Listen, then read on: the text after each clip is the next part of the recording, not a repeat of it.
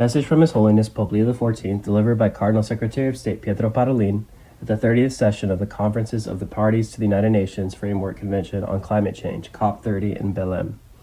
Mr. President, distinguished heads of state and government, ladies and gentlemen, on behalf of Pope Leo XIV, I extend cordial greetings to all participants in the 30th session of the Conference of the Parties to the United Nations Framework Convention on Climate Change. I assure you of this closeness, support, and encouragement. If you want to cultivate peace, care for creation, there is a clear link between peace building and the stewardship for creation. Quote, the quest for peace by people of goodwill would become easier if all acknowledged the invisible relationship between God, human beings, and the whole of creation. End quotes. That's from Pope Benedict XVI's message for the celebration of the World Day of Peace, January 1st, 2010. While on the one hand, in these difficult times, the attention and concern of the international community seems to be mostly focused on conflicts among nations, on the other hand, there is also an ever-growing awareness that peace is also threatened by a lack of due respect for creation, by the plundering of natural resources, and by the progressive decline in the quality of life because of climate change. Due to their global nature, these challenges endanger the lives of everyone on this planet, and therefore require international cooperation and a cohesive and forward-looking multilateralism which puts the sacredness of life, the God-given dignity of every human being, and the common good at its center.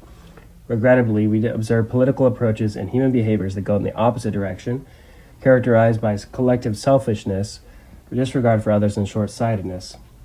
Quote, in the midst of a world that is in flames as a result of both global warming and armed conflicts, end quotes, that's from Pope Leo XIV's homily for the Mass for the Care of Creation at Borgo Lato to Si, Castel Gandolfo, July 9th, 2025, this conference should become a sign of hope through the respect shown to the views of others and the joint endeavor to search for common language and consensus, while putting aside selfish interests, bearing in mind the responsibility for one another and for future generations.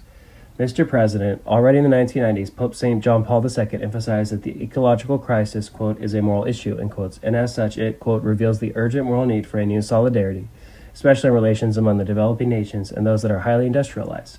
States must increasingly share responsibility in complementary ways for the promotion of a natural and social environment that is both peaceful and healthy, end quotes. That's from JP2's Message for the Celebration of the World Day of Peace, Peace with God, the Creator, Peace with all of creation on January 1st, 1990. Tragically, those in the most vulnerable situations are the first to suffer the devastating effects of climate change, deforestation, and pollution. Caring for creation, therefore, becomes an expression of humanity and solidarity. From this perspective, it's vital to turn words and reflections into choices and actions based on responsibility, justice, and equity to achieve lasting peace by caring for creation and our neighbors. Furthermore, as the climate crisis affects everyone, remedial actions should include local governments, mayors and governors, researchers, youth, entrepreneurs, faith-based organizations, and NGOs. Mr. President, a decade ago, the international community adopted the Paris Agreement, recognizing the need for an effective and progressive response to the urgent threat of climate change. There he's referencing the preamble to the Paris Agreement. Unfortunately, we must admit that the path to achieving the goals set out in that agreement remains long and complex. Against this background, state parties are urged to courageously accelerate the implementation of the Paris Agreement and the United States Nations Framework Convention on Climate Change.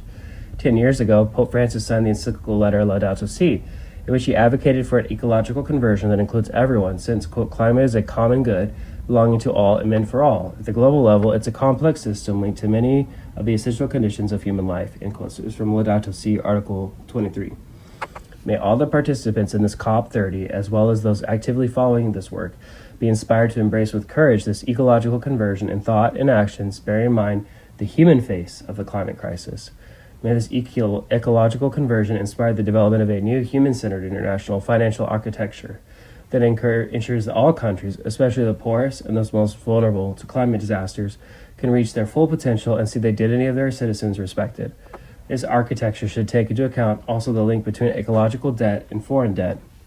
May an education and integral ecology be promoted that explains why decisions at the personal, family, community, and political levels shape our common future, while raising awareness of the climate crisis and encouraging mindsets and lifestyles to better respect creation and safeguard the dignity of the person and the inviolability of human life.